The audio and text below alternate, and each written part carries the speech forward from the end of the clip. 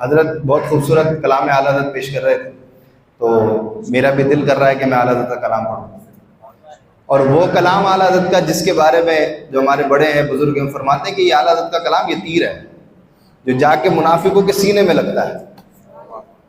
عقیدے والا کلام اعلیٰ حضرت نے لکھا، کمال کلام لکھا اعلیٰ حضرت۔ سنیں میرے امام کہتے ہیں، عرش حق ہے مسند رفعت رسول اللہ کی۔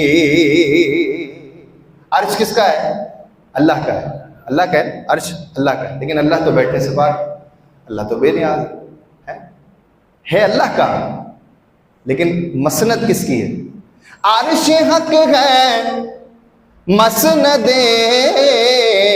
رفعت رسول اللہ کی، دیکھنی ہے حشر میں عزت رسول اللہ کی، دیکھنی ہے حشر میں عزت رسول اللہ۔ میرے آقا نے فرمایا نا، میرے آقا کی حدیث آقا فرماتے جو معراج مجھے عطا ہوئی وہ کسی کو نہیں ہوئی، اور بروز قیامت جو محشر میں جو مرتبہ میرا ہوگا وہ کسی کا نہیں ہوگا۔ اعلیٰ حضرت نے ایسے نہیں کہا دیکھنی ہے حشر میں عزت رسول اللہ۔ حضرت پڑھ لیتے نا، انہیں جانا انہیں مانا نہ رکھا خیر سے کام، للہ الحمد نے دنیا سے مسلمان کیا ہے، آج لے ان کی پناہ، آج مدد مانگ ان سے، پھر نہ مانیں گے قیامت میں اگر مان گیا، پھر نہیں قیامت میں تو کیا تیرا باپ بھی مانے گا، لیکن وہاں ماننا قبول نہیں ہوگا۔ فرعون بھی تو ڈوبتے ہوئے کہہ رہا تھا نا، فرعون نے بھی تو کہا تھا نا کہ اللہ میں نے تجھے مان لیا تیری وحدانیت، مجھے ایمان دے دے، ماننا قبول نہیں ہوا۔ ماننا ابھی ہے، جب مان لو گے نا تو پھر اس عقیدے سے کہو گے دیکھنی ہے حشر میں عزت رسول اللہ۔ بخاری شریف میں میرے آقا کے حدیث انما انا قاسم واللہ یؤتی، بے شک میرا رب مجھے عطا کرتا ہے، میں مصطفیٰ تقسیم کرتا ہوں۔ کہو نا سبحان اللہ، میرا رب مجھے عطا کرتا ہے، میں مصطفیٰ تقسیم کرتا ہوں۔ اعلیٰ حضرت فرماتے ہیں لا ورب العرش جس کو جو ملا ان سے ملا۔ اللہ نے فرمایا نا آدم اگر میں محمد کو نہ بناتا تو اپنے رب ہونے کو ظاہر نہ کرتا، ہمارے آقا نہ ہوتے نا تو میں اور آپ بھی نہیں ہوتے، کوئی بھی نہیں ہوتا، نہ چنی نہ چنا، کچھ بھی نہیں، کچھ بھی نہیں ہوتا۔ یہ خلق بنی حضور کے لیے، خلق حضور کے لیے بنی۔ اعلیٰ حضرت فرماتے ہیں لا ورب العرش جس کو جو ملا جتنا ملا جب ملا جہاں ملا، لا ورب العرش جس کو جو ملا ان سے ملا، بٹتی ہے کونین میں نعمت رسول اللہ کی، بٹتی ہے کونین میں نعمت۔ اور پھر ہم فخر سے کہتے ہیں ہم بیکاری وہ کریم ان کا خدا ان سے فزوں۔ جو حضور کے نام سے مانگتے ہیں نا تو اللہ ان کو بڑھ کر دیتا ہے، ان کو عطا بڑھ کر ہوتی ہے۔ اعلیٰ حضرت فرما رہے ہیں ہم بیکاری۔ اور ایک بات میں آپ کو بتاؤں، آقا علیہ الصلوۃ والسلام کی عادت تھی جب کوئی سائل حضور کے پاس بارگاہ میں حاضر ہوتا نا تو حضور کو اگر دینا ہوتا تو حضور عطا فرماتے، لب کشائی فرماتے، حضور لب ہلاتے۔ جب دینا مقصود نہ ہوتا نا تو حضور لب بند رکھتے، منع نہیں فرماتے۔ حضور نے کبھی منع نہیں کیا، کسی کو نہ نہیں کہا، کسی کو نہ نہیں کہا۔ آئے کیا کہتے ہیں ہم بھکاری وہ کریم ان کا خدا ان سے فزوں، اور نہ کہنا نہیں عادت رسول اللہ کی، اور نہ کہنا نہیں عادت۔ تو بولو نہ دیکھنی ہے حشر میں عزت۔ سورج الٹے پاؤں پلٹے چاند اشارے سے ہو چاک. اعلیٰ حضرت کی شاعری کوئی عام شاعری نہیں ہے. اعلیٰ حضرت نکلنے کا موقع نہیں دیتے کسی کو. کچھ لوگ ہیں نا، کچھ ہیں جو کہتے ہیں کہ یہ جو سورج پلٹنے والی یہ حدیث صحیح نہیں ہے. اے اچھا بھائی صحیح نہیں ہے، چاند کے بارے میں کیا خیال ہے؟ ہاں اس پہ بات ہو سکتی ہے، وہ معجزہ حضور کا ہے، وہ اس کو مان رہے ہیں. سورج نکلنا وہ نہیں مان رہا، یہ تو مان رہا ہے نا. چاند کے ٹکڑے مان رہا ہے نا.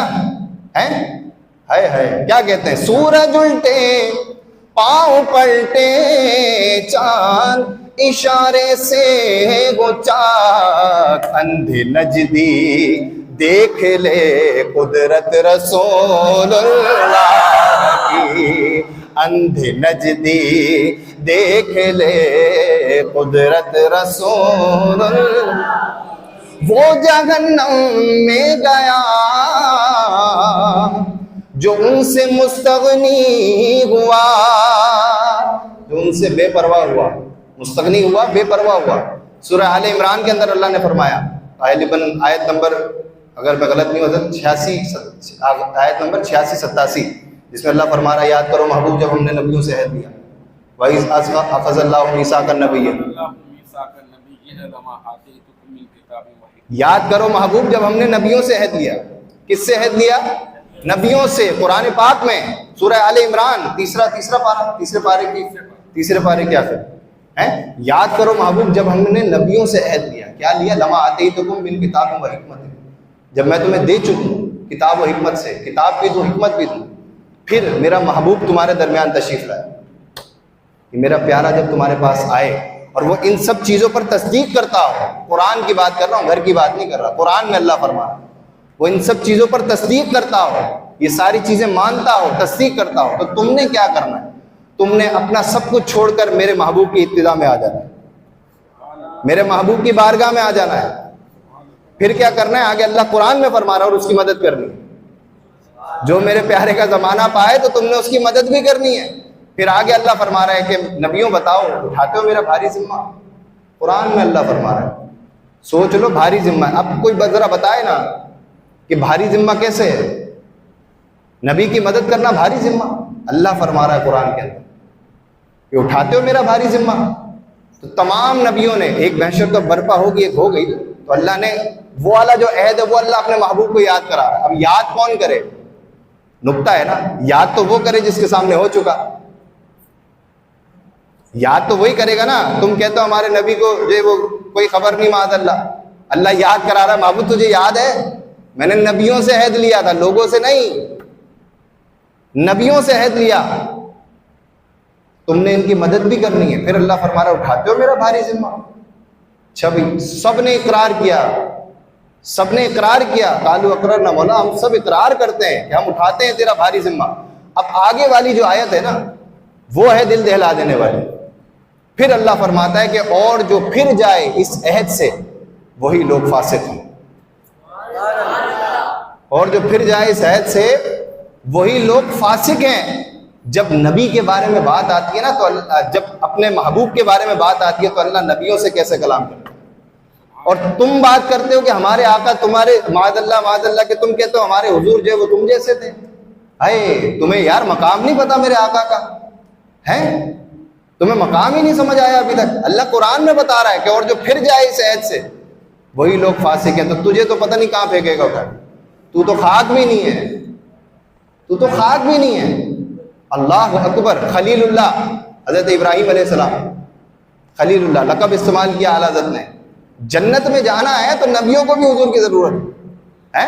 وہ جہنم میں گیا جو ان سے مستغنی ہوا، ہے خلیل اللہ کو حاجت رسول اللہ کی، ہے خلیل اللہ کو حاجت رسول اللہ.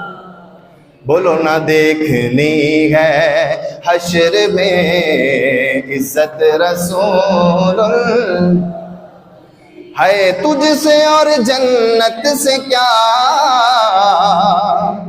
مطلب منافق دور ہو.